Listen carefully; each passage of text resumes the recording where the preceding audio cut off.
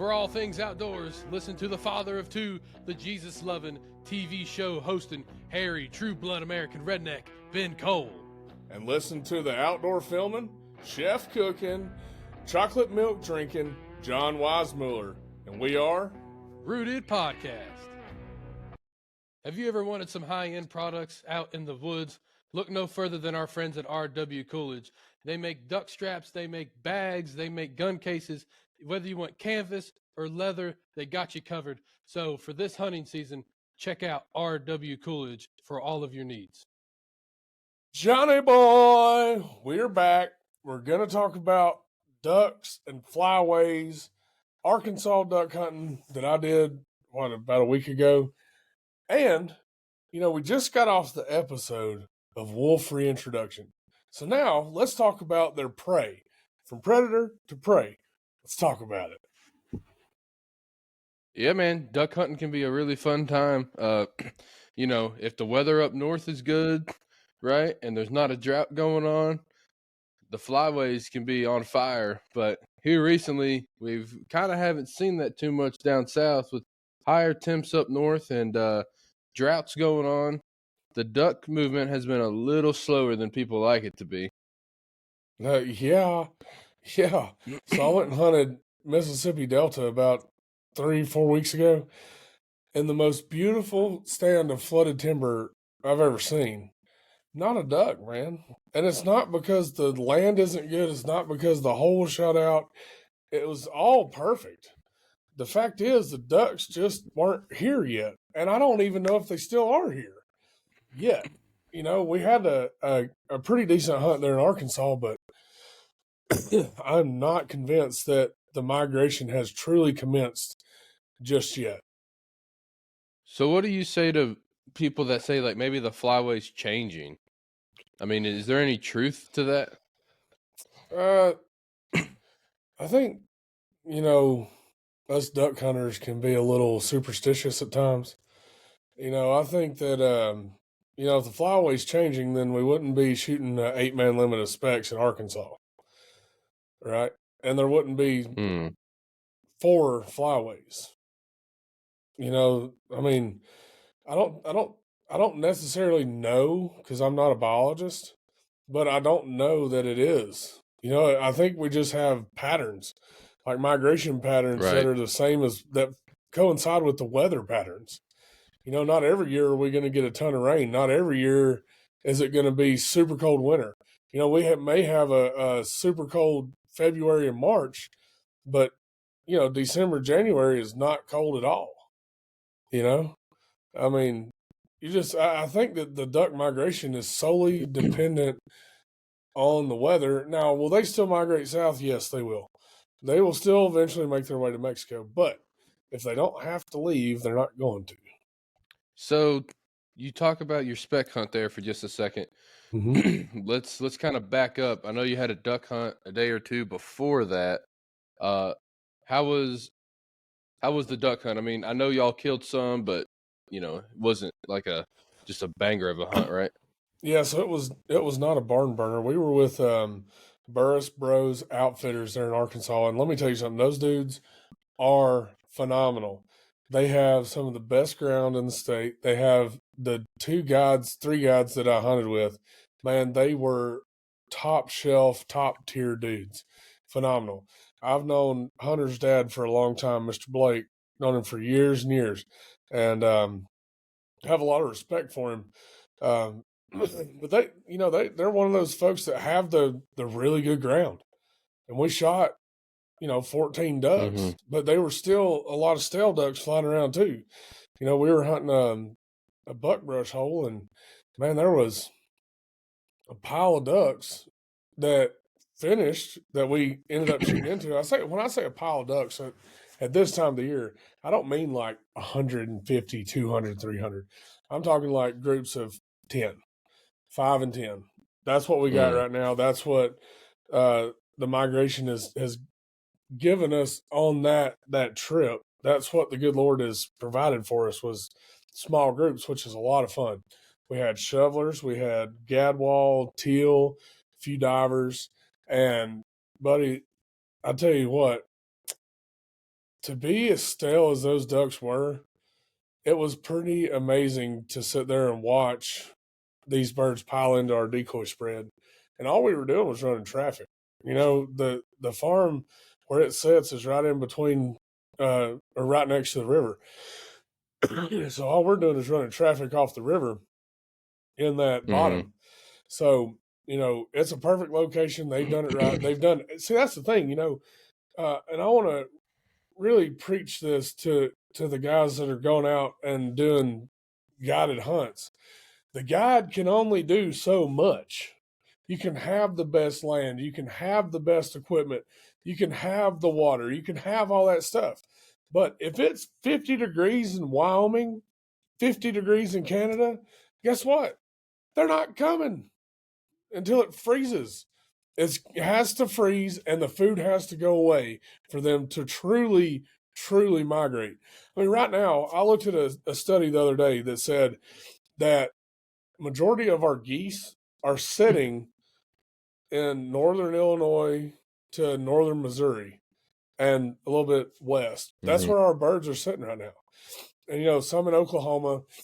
I mean, we were lucky on that goose spread, that goose feed. We found one huge goose feed, and it was, stacked with specks and snows. And have to give a big shout out to Chase and Dalton for that, because man, we were riding with those guys, and they know those farms, and they know how to find the birds, and that's what we did. We went and scouted, found them, and then we set up that night. That's the cool thing is we went ahead and did the full decoy spread at night. 800-900 speck and snow decoys mixed together, and that way that morning we didn't have to do anything. We just showed up and went hunting and had a ball doing it. Now the bigger groups were not wanting to finish, but the 2s and 3s and singles and man, they were doing it right. I mean, they're just locking up in there, just shoom, shoom, shoom, shoom, right in the decoys, and they got boom, so killed them all, Jack. Except there was a couple that we all missed on. Just a swing and a miss. Hey, that happens. That happens, man.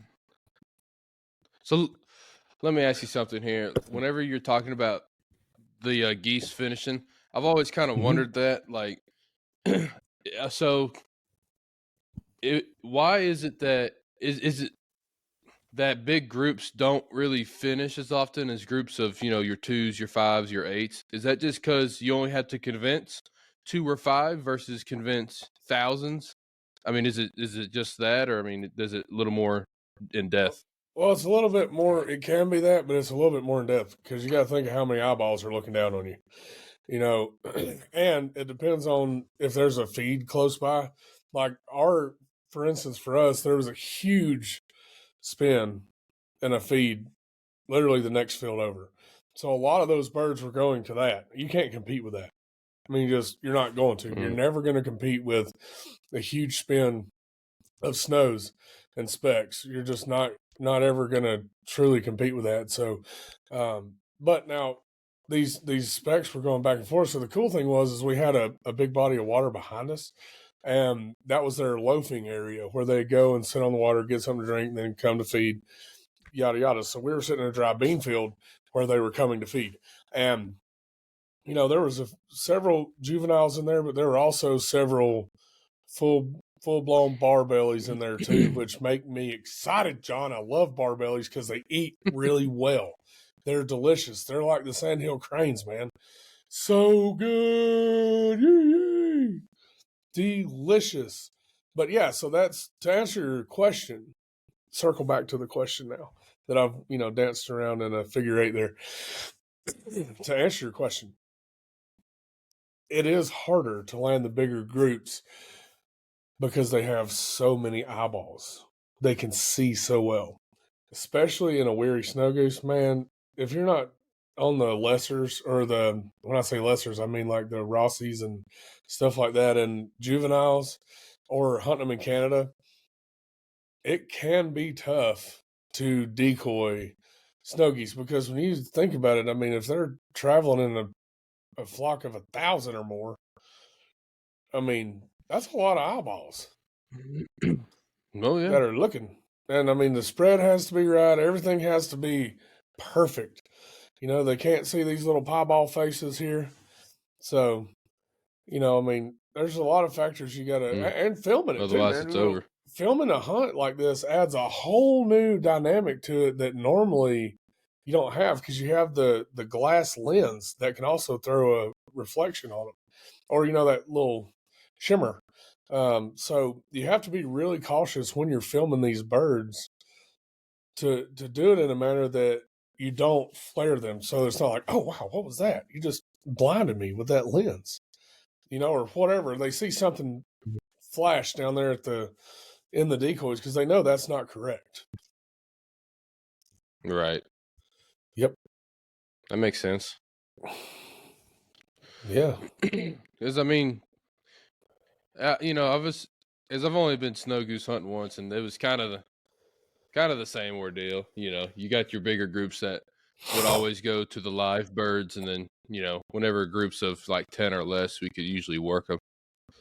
Now, technically speaking, to hunt snow geese in the States, you're going to need about 1,500 to 2,000 decoys to hunt snows. I mean, to do it effectively Wow.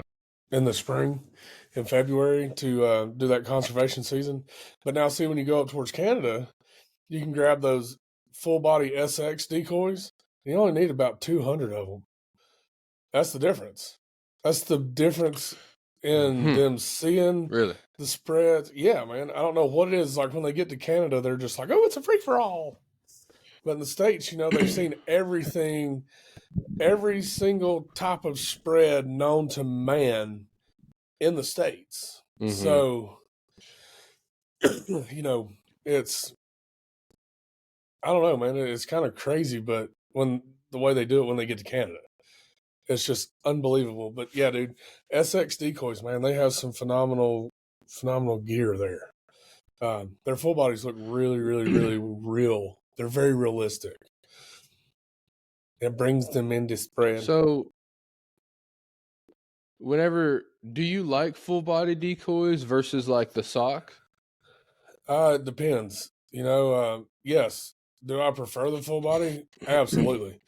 Do I have enough space to haul 2,000 full bodies? No, I do not. So, but I do have enough space to haul 500 full bodies. So, what I like to Mm-hmm. do, since I can't haul all of them, is I like to do a mixture. You know, so you mix in full bodies with silhouettes and socks. So that way you have this big mixture of everything. And the socks give you a whole lot of movement, especially in the wind. I mean, it literally looks like birds down there feeding because they're constantly moving. And even in the slightest Mm-hmm. wind, they'll give you that little shake that you need to entice the birds. And that's another thing you got to, you know, put into this is the wind. You always have to think and look at the weather and make sure that you're going to have some kind of wind at some point because when it's not windy, dude, those socks are just sitting there stagnant. All the decoys are sitting there stagnant. And that's another thing that plays into what you asked earlier about the geese decoying.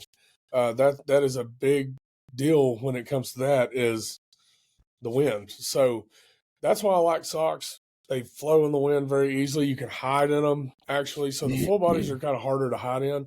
I mean, you can put mixed full bodies in, but when you're hiding in the actual decoy spread, I prefer socks, tall ones and short ones. So that way you can, you know, have a two-dimensional layer there of high and short. So it looks like the birds are kind of jumping over one another to get to the feed. So that's what we're trying to do is we're trying to Mm-hmm. get those birds to think, oh, well, this is an aggressive feed. So we need to be in front of this. And in front of this is in front of our gun barrels. That's the point is we want them to think, oh, Mm-hmm. we need to land at the head of this. And then when they do, they get shot in the face. Yeah, that's right. Boom, It's a boom, good time too. boom. Oh, dude. It is so much A real fun, good man. time. Especially, so we were sitting in those, the decoys over there in Arkansas, and man, me and Chase were sitting on the right hand side of the decoys, and Eli and Dalton were sitting on the other side. Me and Chase I was filming these two geese flying across, and then I hear, oh, there's one of the decoys. I looked down, I was like, holy crap, it's right here. So I just tilted the camera down and followed it all the way to chase. I think it was so close. His shot was like a rifle bullet coming out of there. Dang laser beam. He ended up killing it. He did kill it. I was proud of him for that. That's a hard shot when they're that Wow. close and flying that fast Yeah. with a laser beam. But he got it. He did. He got it. Man. Man, it was awesome, dude. The lodge there is outstanding. The beds are comfortable. I slept like a tiny little baby. It was unreal, man. All the accommodations they had there, and just how knowledgeable these dudes really are, and that really pays to know. When you go to a place, you don't want to get scammed or whatever. And I'm not saying every place does that, but there are some out there that are out there just to take your dollar. You got to be really careful. So I can honestly stand behind the Burrus Bros and give them a thumbs up because they did me right. Absolutely did. Heck yeah. Well, man, that makes a big difference whenever people are looking to go to an outfitter for anything, whether it's ducks or deer or whatever. I mean, it's really nice that you can hear other people's testimony about it. Like, because, man, I would not go anywhere if you haven't, heard anything great about them, or if they haven't, been in business for too god awful long. I mean, you just got to be careful with those that like hardly have any reviews, and I mean, you just got to be real careful and talk to the owner and the guides and see what operation they got. But if you got a bunch of people saying that this outfitter's great and it's nothing but good experience, it just makes it a little easier to book with them. Yeah, it does, man. And that's the thing is, if you just do your homework, you can find out what you need to find out about any outfitter.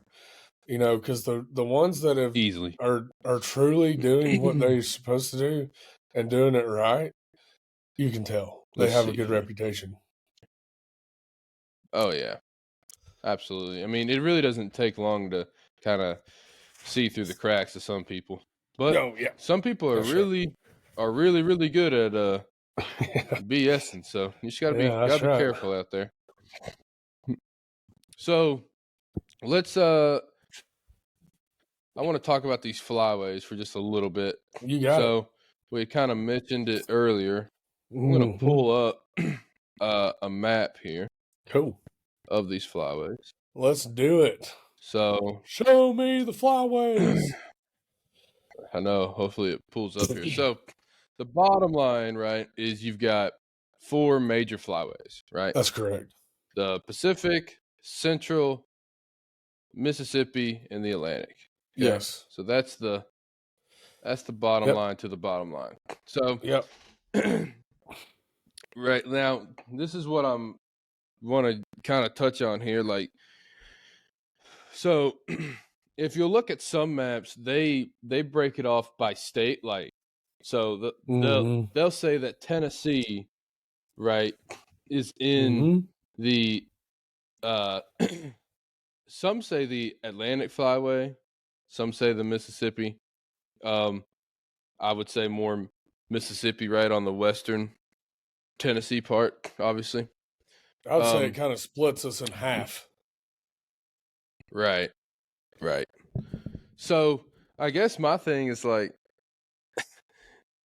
all what I wanted to show here was if you look at if you follow where most of the birds are, most of these dots on this map are, and you'll see, how far up north it goes, right? Whenever all we're talking Alaska, about baby. Those higher, well, whenever we're talking about those higher temps, like, if it's not cold in North Dakota, they're not going to move down. If it's not cold in, Michigan or Iowa or whatever, so that really affects our hunting. Now, on a different flyway, let's just say, for example, on the Atlantic, like right now, my brother was driving from the bottom of Georgia where he lives Mm-hmm. to like the bottom of North Carolina, or the top of North Carolina, bottom of Virginia. And you know, he does some duck hunting down there, and it's been pretty slow. And then he gets into South Carolina, and there's piles of them. And you know, this is what I was explaining to him. I'm like, you're driving up the flyway, right? And it's just not been cold enough for them to get down to you yet. So, but it's cold in, you know, New York and Maine, right? So they've come down, but they've only come down to the Carolinas at the moment, right this very second. And when it gets cold there, they'll go down to Georgia. But for right now, they're not doing it. Well, a lot of times, Georgia, you're going to get majority of your wood ducks. That's where you're going to kill a lot of wood ducks. Now, you can go on the coast and you can kill some divers, you know, the canvasbacks, redheads, bluebills, all that kind of stuff. But inland, you're mainly going to shoot wood ducks. You're going to shoot some of those old black-bellied whistling tree ducks like your brother killed, and I'm envious because he's got a species that I don't have yet. Lucky rascal. Dude, he's the luckiest guy alive when it comes to hunting, man. Well, now that he's figured them out, we're going to go kill them next year. Oh, yeah. Oh, yeah. Whether he likes it or not, I'll just pull up in his house and steal his boat and say, see you later. Well, we ain't even got to steal his boat. I got my own boat. Beat you to the hole, sucker. That's it. See you, pal. Oh, man. Oh, and then we all jump in the boat together and high five and, you know, cook breakfast out there in the boat. That's right. So one thing I want to point out about this flyway, if you'll notice, they all start either in Alaska or Canada. They all fly through Canada. Every flyway comes through Canada. My point being is when you go up and you hunt Canada, they're like, I don't know what happens, man. These birds just lose their sense of give a crap. They just turn stupid. I've never seen anything like it before in my life, John. I mean, literally, when I was there 2 years in a row. When I went up there, it was unbelievable how it all happened, man. It was really crazy to see ducks land in one spin. Like you call it them one time, whack, whack, whack, right straight down. I thought, don't happen like that. And then Alabama or Tennessee or Arkansas, you got to work them for 45 minutes. Yeah, and we were in just a goose spread. Just a goose spread on a dry field, no water, until, I mean, we did hunt the potholes, which was super cool too, because it was like this tiny little pond wrapped in a barley field. So they land in the water and then walk up into the barley field and feed for hours. I will say, though, the barley fields, if they just harvested them, really tough to find birds if you don't have a dog, because they'll climb up in that barley row and hide. So you got to get on them pretty fast. But, man, I tell you, it's pretty neat to see how that flyway works and how majority of everything, every bird in that flyway comes through some part of Canada. So it looks like a lot are coming through like BC, Alberta, Saskatchewan, Ontario. You know, and it's cool how the Atlantic flyway, some of it goes up into the Mississippi flyway, you know, and the Central flyway, and they go all the way to Alaska together. So that's where we're having these problems with the snow geese, man. They're so overpopulated. They're destroying the breeding grounds, which is right up there in Alaska, in the tundra, in Canada, all those places really where these ducks nest. Dude, those snow geese will go in there and wipe out a whole field, clean it out, no food. They just, I mean, it's unbelievable how much those geese can eat, man. And that's why it's so important. If you love conservation and love duck hunting, you better start shooting snow geese, because they're not the sole problem, but they are a problem for your nesting duck populations. And these coots too, man. Like, nobody shoots a coot, but guess what? A coot will terrorize canvasback babies and kill them. So it's like, hey, we got to do our part in conservation. And, if the limit on coots is 15, kill them. I mean, we got to do Yeah, something or they're why just not? going to get overpopulated. And then guess what? The canvasback numbers goes down. And then guess what? You don't get to shoot them anymore. That's how that works. If the population decreases, you don't get to shoot them anymore until the population comes back up. Yep. That's just the hard facts, man. And I love shooting canvasbacks. I love shooting geese, and I love shooting divers. I like shooting all of them. I'm not a purist by any means, but we have to do our part, and part of that is the land management and all that good stuff, like the guys at the Burrus Bros have done. But Mm-hmm. more importantly, it is going after like these snow geese and stuff that are detrimental to the breeding grounds, to the nesting grounds. We need to go in February, and I am going more than once, and I'm going to put a magazine extension on my shotgun, and I'm going to shoot 13 rounds at a time. I'm going to pull that Mm-hmm. trigger as fast as I possibly can until birds just rain out like gravy. It's going to be phenomenal. So Yeah, man. that's I've that's got my to little go on spill another on goose that. hunt. Yeah, because last time we had an epic goose hunt, killed 250 snows. You were sick with I know. COVID, and they were like tornadoing right in our face. Yeah, I'm ready to go on one of those hunts. Yeah, and I Because sent you a video. I'm I was like, bro, I wish you were here. no, dude, it's terrible. But yeah, man, I've got to go. I got to get Dad out there, my brother out there. We got to go kill them all. Yeah, well, I agree with that 110%. The Burst Bros are the guys to do it with, too. Well, perfect. Let's do it. So, yeah, let's do it this spring. So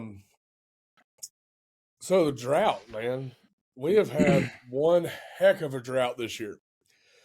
And it wasn't in the spring. So the crazy part is usually, or the year before last, it was in the spring and we didn't have much rain for the crops. This past year, man, we had one heck of a corn crop and a heck of a bean crop.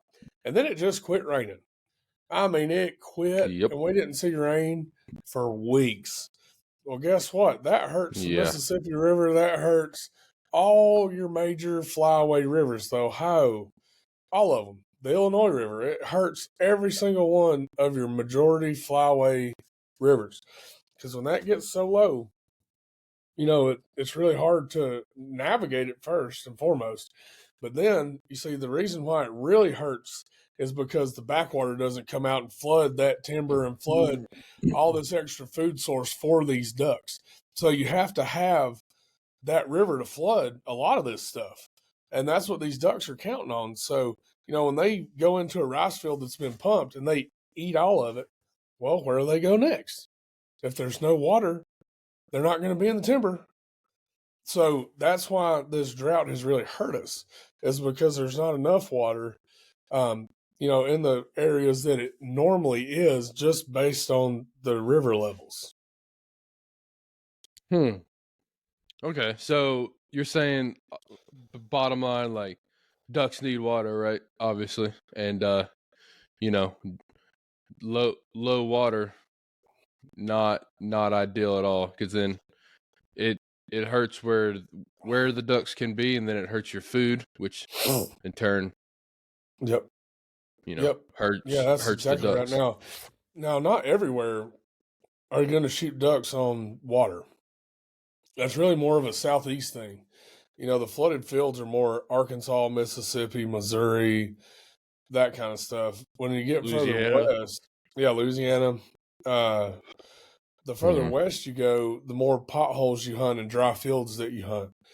But now, does that mean that ducks don't need water? No, it means that they go and feed in these dry fields and then they go to water to loaf in the middle of the day. So they're roosting and loafing on the water, and then they bounce back to the field to feed. They go back, loaf midday, come back to feed that afternoon before going to roost. So that is how that works out there. And dude, that's pretty awesome to shoot birds in your face on a dry field. It's pretty cool. But it's also cool to shoot them in water Yeah. too. The water shots, man, are phenomenal, especially watching those dogs bring the birds back too. There's nothing like watching a good dog work well. That's the facts, Jack. That's an Uncle You Sauce know, man, segment. I've always, like it again, being new into the waterfowl world, like, dude, if a duck dog, I mean, a really good duck dog, that's like a prized possession in the waterfowl world. And those dudes, man, if you're at a boat ramp and you see a dog, I learned real quick, do not pet the dog. It is not there as a cute little pet. It's there to work. It's got a job to do. Yeah, so not everybody's like that, but there are a lot of people that are like that. It's like, hey, don't touch my dog. Yeah. And I'm always like, yeah, man, you can pet that dog. They're gonna do what they're supposed Yeah, I to do mean, anyway. not They're part of the everyone, but family. They're I'd say definitely part of majority. the family for us anyway. I mean, I think that's the best way to do it is by, making the dog part of your family because then, you know, that dog is going to feel loved and it's going to do more for you rather than just being looked at as a machine. Which makes sense. I mean, and now you've had a really awesome duck dog, right? Avery. Yep. Yeah. I mean, Yeah. explain to me, I guess, how like what makes a great duck dog? Is it just really simple, like the dog that goes out and gets it? Or I mean, is it way more in depth?